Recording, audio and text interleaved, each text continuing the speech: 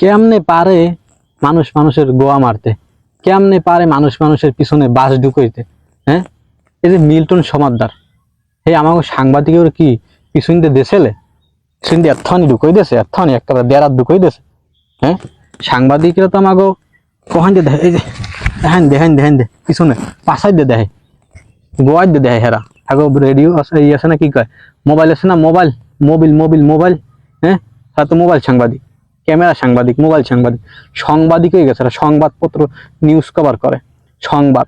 হ্যাঁ, এমন সাংবাদিক হইছে এরা যে চুলটা ঠিক করে হলে না তো জমতে আছে না, এরা এমন সাংবাদিক হইছে। হ্যাঁ, এরা সংবাদপত্রের ঠেলায়, সংবাদ কাবার নিউজ করার ঠেলায় গর্থই দিয়ে সাপটা নিয়ে উড়ে, এরা এত বড় সাংবাদিক হয়েছে। মিল্টন সমাদ্দারের একটা আশ্রম কেন্দ্র আছে, তার নিজের কিছু ব্যবসা প্রতিষ্ঠান আছে, মানছি, সে নিজের টাকা নিজে ইনকাম করে, তাতে কার বাপের কি? মানুষের ভালো কোনো কিছু সহ্য হয় না, মানুষ যে একটু উপরে উঠবে আমাকে সাংবাদিকও তো সহ্য হয় না। যদি সহ্য হইতে হেলে কি পারতে হেল লাগে এখানে আচরণ করতে? হে বলে মানুষের কিডনি চুরি হয়ে হেবার বেসে।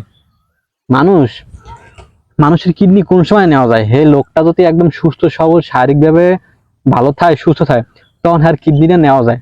কিন্তু হ্যার আশ্রম কেন্দ্রে, অনাথ আশ্রমে, এই যে বৃদ্ধ মা বাপের রাহে একথা সবাই হাত পা পচা, চোখ নই, কেউ রেহাইন দে কাটা, হইন দে ফাটা, হ্যান দড়ি হে নিয়ে সুস্থ করে ভালো বানাইয়ে হে হানে পালে পোষে, নিজের সামর্থ্য অনুযায়ী যা পারে সাধ্য শুদ্ধ মতো, সাধ্য সুযোগ মতো কাজ করে, তাদেরকে সাহায্য করে, হেল্প করে। এবার মানুষের অর্থায়নেও সে কিছু সাহায্য সহযোগিতা পায়, এরপরে মানুষের হেরোইন আশ্রম কেন্দ্রে ওই টাকাটা দিয়ে চালায়। বেশ ভালো কথা, তার নিজের কিছু ব্যবসা প্রতিষ্ঠান আছে, ওই কেন্দ্রে ইনকাম করে। হ্যাঁ, কোটি কোটি থাক, হ্যাঁ গাড়ি বেরি থাক, হ্যাঁ তো সাংবাদিকেরও কোনো সমস্যার কথা না, আমাকে সাংবাদিকেরও কোনো সমস্যার কথা না। আমাকে সাংবাদিকের সমস্যা হয়ে যাইয়া হ্যাঁ টাকা পয়সা বাইরে গেছে, হে মানুষের কিডনি বিক্রি করে বলে চলে। মানুষের যে কিডনি বিক্রি করছে আপনার নিজের চোখে দেখছেন? আপনারা সাংবাদিক বাইরে নিজের চোখে দেখছেন কিডনি বিক্রি করে? কখন দেখি মানে কোন জায়গায় বইয়ে অপারেশন করে, কোন জায়গায় বইয়ে কোন ডাক্তারে হ্যাঁ অ্যানেস্থেসিয়া দিয়ে ওই রোগীরে অজ্ঞান করে, কোন ডাক্তারে কিডনিটা বাইর করে, কোন ডাক্তারে ফার্মেসি, মানে কোন হ্যাঁ স্থানটা কই? স্থানের কথা বাদ দিলাম, একটা মানুষ যখন আছে, যে কোনো মানে একটা মানুষের কি কিডনি নেওয়ার মতো পরিস্থিতি আছে কোনো মুরব্বীর, কোনো লোকের আছে?